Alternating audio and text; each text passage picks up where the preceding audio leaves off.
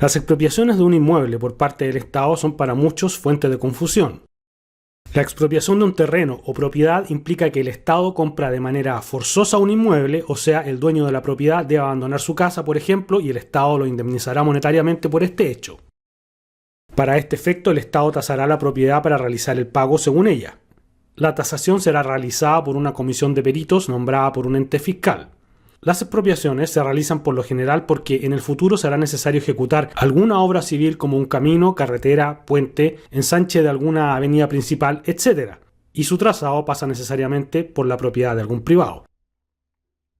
La expropiación de una propiedad puede ser total o parcial. Esto es que involucre la totalidad del terreno o una franja del mismo. Varía obviamente según las necesidades del proyecto. A su vez, la expropiación puede tener una fecha de ejecución establecida o puede no tenerla. En caso de tener fecha, el propietario del inmueble deberá abandonarlo en un plazo razonable antes del comienzo de las obras. El caso en que no existe fecha de expropiación se da generalmente en ensanches de avenidas comerciales, en el centro de una comuna, por ejemplo. En estos casos se planifica con bastante antelación el nuevo diseño vial porque las expropiaciones afectan a muchos locales comerciales y esto es caro de efectuar. Además, está sujeto al crecimiento de una comuna y se realiza cuando sea necesario, o en ocasiones cuando se hace insostenible la situación actual.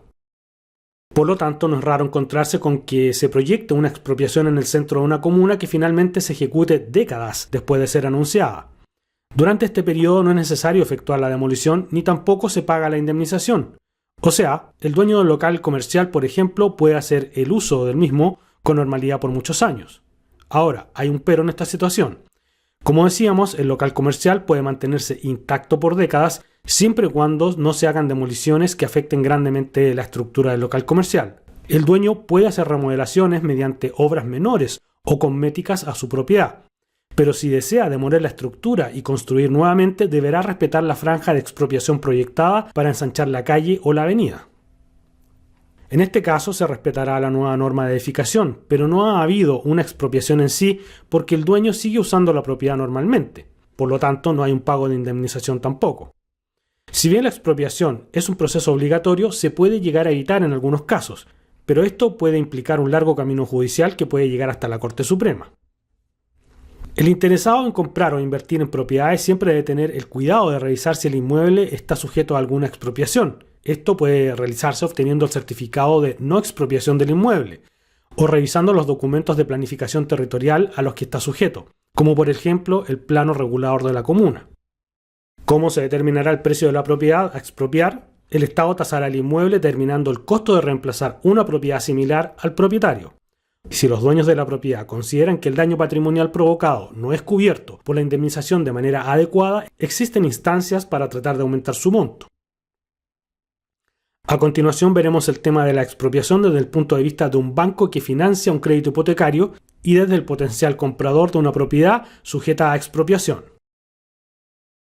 Cuando se tramita el crédito hipotecario para una propiedad y ésta deberá ceder a futuro una parte de su terreno debido a una expropiación proyectada, el banco no tomará en consideración dentro de la superficie a tasar la franja que en el futuro se deberá ceder. O sea, para el banco solamente contará la superficie y construcción que no esté afecta a expropiación. El tasador en el informe de tasación valorará con precio cero la superficie a ceder al fisco. En la imagen vemos uno de estos casos. A la izquierda se puede ver el local que ocupa la sucursal de un banco.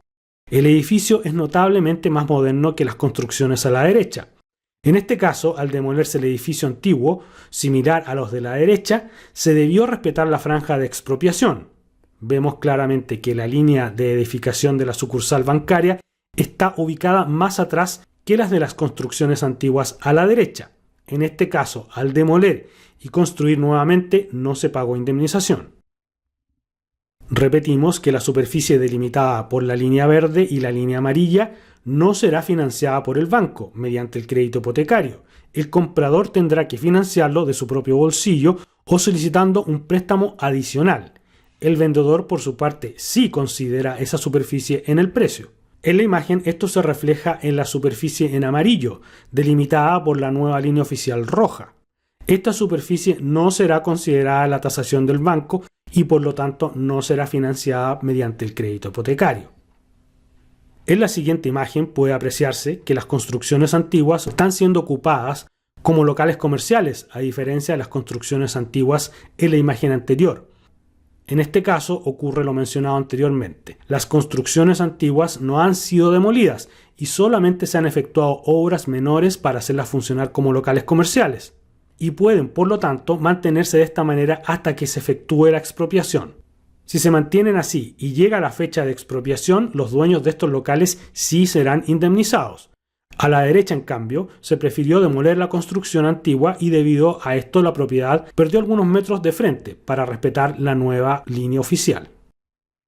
En la siguiente foto ocurre lo mismo. Un local nuevo entre dos construcciones antiguas, el que perdió la superficie delimitada por la línea amarilla. En el futuro, eso sí, al demolerse las otras construcciones y construirse nuevos locales comerciales, estos deberán quedar alineados con la propiedad del centro. El historial de reclamos en contra del precio de tasación de una propiedad en nuestro país no es para nada corto, y uno de los más conocidos es lo que se muestra en la imagen, conocida como la Casa Isla de Avenida Osa. En 1983, la ampliación de la circunvalación Américo Vespucio implicó expropiar a 70 propietarios por 300 millones de pesos de la época, con el fin de ensanchar Avenida Osa. El entonces jefe de la Subdirección de Vialidad Urbana Nacional, Claudio Garín, señalaba que todos los propietarios expropiados habían quedado conformes con la indemnización recibida, en realidad todos, excepto uno.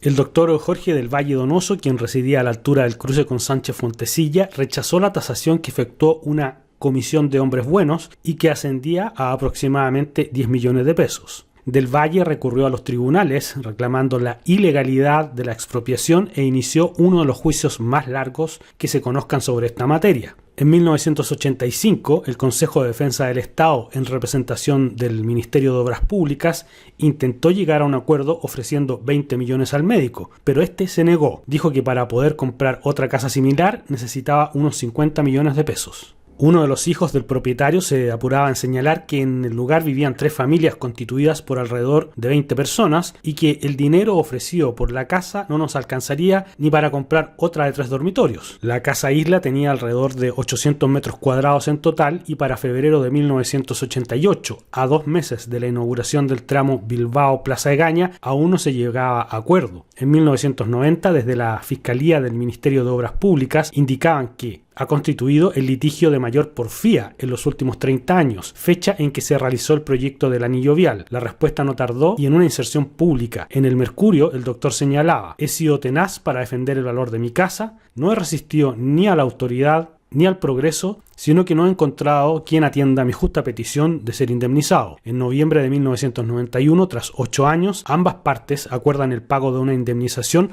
por 70 millones de pesos, que sería cancelada en 2 fases. Así, en abril del año siguiente se produjo la tan ansiada demolición que permitió el ensanche completo de la avenida Osa. Algunos hitos legales importantes de la expropiación son los siguientes. Se ordenará realizar un estudio de expropiación. La resolución que ordena dicho estudio se publica en el Diario Oficial y se inscribe en el conservador de bienes raíces correspondiente al domicilio de la propiedad que se desea expropiar.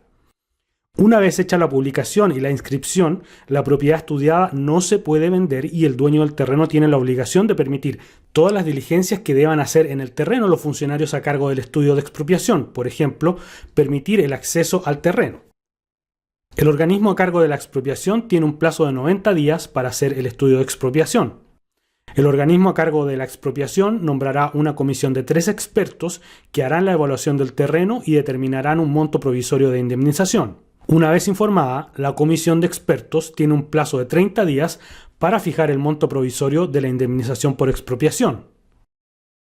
Una vez hecho el estudio de expropiación y fijado el monto de la indemnización provisoria, se dicta la resolución que ordena la expropiación. La resolución la puede dictar el presidente de la República o el organismo del Estado que esté encargado de la expropiación. La resolución que ordena la expropiación debe publicarse en el Diario Oficial dentro de 90 días. Carabineros de Chile, en un plazo de 90 días, le entregará a la persona que ocupa el terreno que se va a expropiar un resumen de la resolución que ordena la expropiación. La resolución que ordena la expropiación debe inscribirse en el conservador de bienes raíces. Una vez hecha la publicación en la inscripción, la propiedad que se va a expropiar no puede venderse. Desde la publicación, las personas afectadas por la expropiación tienen un plazo de 30 días para reclamar ante el juez civil.